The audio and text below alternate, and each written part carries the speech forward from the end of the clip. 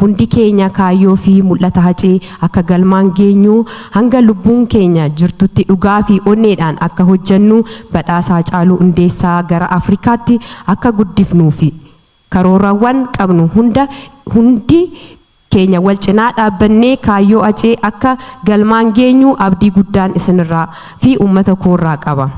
Haceen lubbuu fi hojii isaa nu badhaasee darbeera.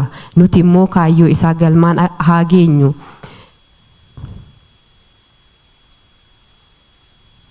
Warreen Haceedhaaf sirbitan, barreessitan, waan hundaan hojii adda addaa hojjetan maqaa Haceetiin galatoomaan isiniin jedha.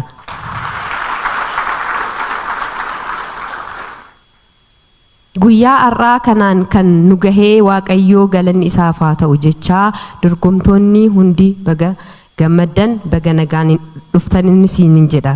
Warroonni kaayyoon faawundeeshinii Haacaaluu Hundeessaa akka galma gahu yaadaan, hojiin, beekumsaan, ispoonsaraan waan hundaan nu cinaa dhaabbattan hundi keessan maqaa faawundeeshinii Haacaaluu Hundeessaatiin galatoomaa. Dhugaan Hacee akka bahu akkuma yeroo mara jedhu amantii qabdaniin Waaqa nu kadhaa. Dhugaan ilma Waaqaati galatoomaa.